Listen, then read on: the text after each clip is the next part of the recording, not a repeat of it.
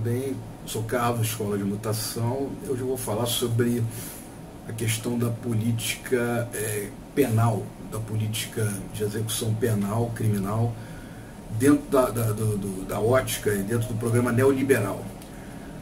O programa neoliberal ele tem a sua política econômica, a sua política social e tem também segmentos, né? Existe uma filosofia neoliberal para a questão do combate à criminalidade, a forma de lidar com a criminalidade. E qual é essa forma de lidar que o sistema neoliberal ele se comporta, ele equaciona para a criminalidade? O encarceramento. Então a política liberal ela é voltada, dentro do ponto de vista penal, para prender, tirar o cara que incomoda a sociedade, o cara que praticou um crime, sem uma preocupação principal de recuperação ou de melhoria, né, da situação daquela pessoa, daquele cara, e simplesmente se tira de cena botando na cadeia. Essa política é evidente que ela é muito questionada, né, e ela só não é aplicada com mais severidade, com mais eficiência, no sentido de prender muito mais, por ausência de condição de presídios, né? Os governos não têm recursos para fazer presídio para botar tanta gente. A população carcerária no Brasil nos últimos anos, nas últimas 2, 3 décadas, subiu absurdamente, parece que em torno de 90 mil para 700 mil, crescimento imenso, acredito que é o maior crescimento de população carcerária do mundo. E essa política então, ela é colocada dessa forma pelos comandantes do neoliberalismo, porque não existe uma política social para dar uma melhor condição de vida, não existe uma perspectiva de melhoria de salário, de melhora de salário mínimo, de distribuição de renda, né, que é o principal. E essa ausência de distribuição de renda e multiplicação da pobreza, ela força exatamente o aumento da criminalidade, que se chama de violência, né, mas na verdade violência é uma coisa muito mais ampla. O que se refere aí é crime, né?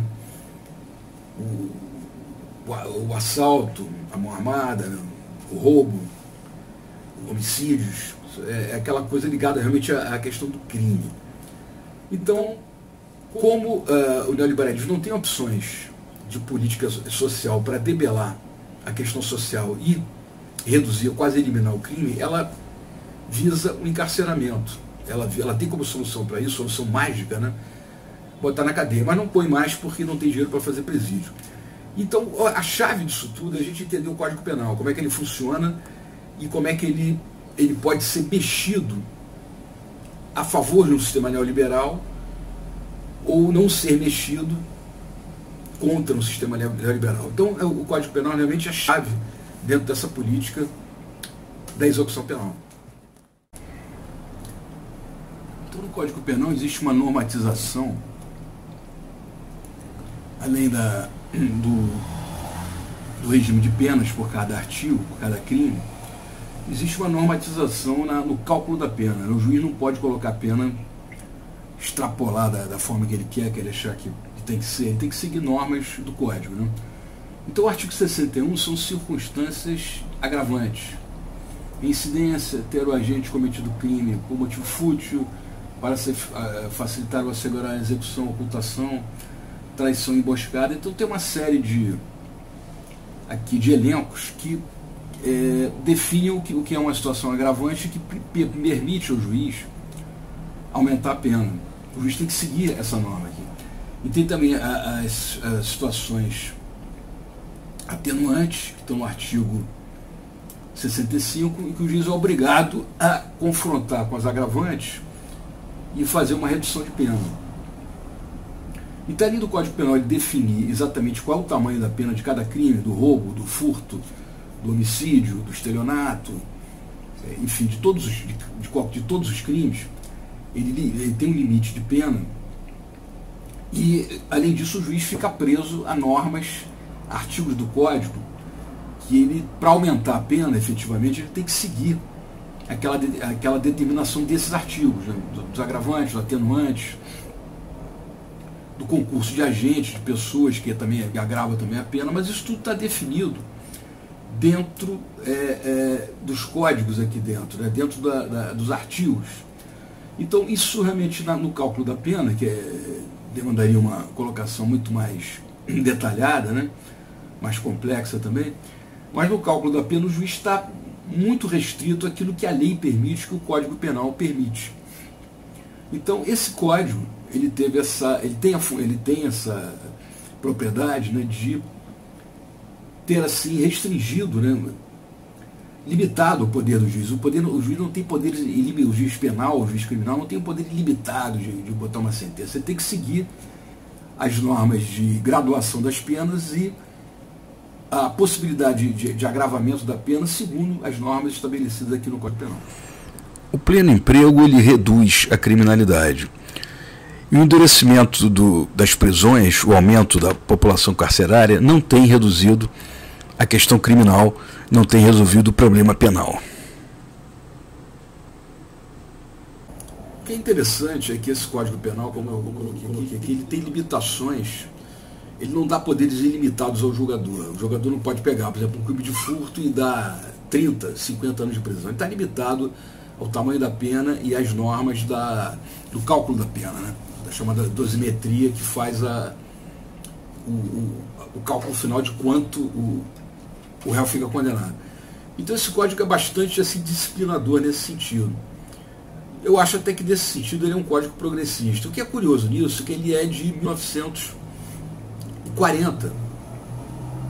Ou seja, ele foi editado, ele foi feito dentro do Estado Novo, né, que era uma ditadura do Getúlio, né, dentro do momento fascista.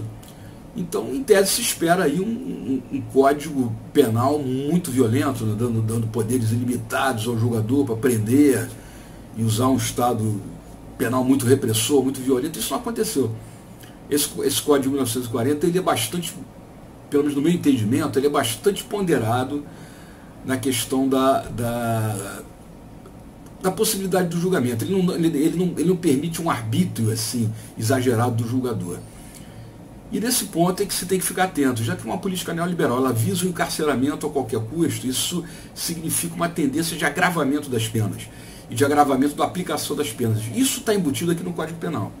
Existe também a lei de execução penal, que é uma outra coisa, mas eu estou me referindo aqui exatamente ao Código Penal. Então, se o modelo liberal, neoliberal, ele quiser realmente aplicar uma política para valer, que é essa política do encarceramento, do aumento da população carcerária, da eliminação daquele exército de reserva que cai na criminalidade, ele vai endurecer o Código Penal usando esses artigos, né, que são justamente o cálculo da pena e os próprios artigos que modulam as penas. Então a gente tem que ficar de olho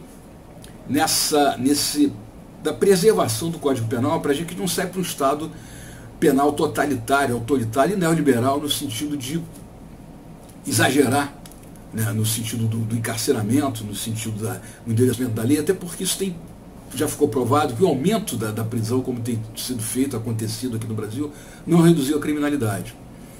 E também, considerando também que a gente sabe que a dificuldade do governo em investir em presídio, a falta de verba, isso limita essa mexida no Código Penal e essa possibilidade de aumento descontrolado, exacerbado do processo de encarceramento. Escola de Mutação, se inscreve no canal, daqui a pouco eu volto.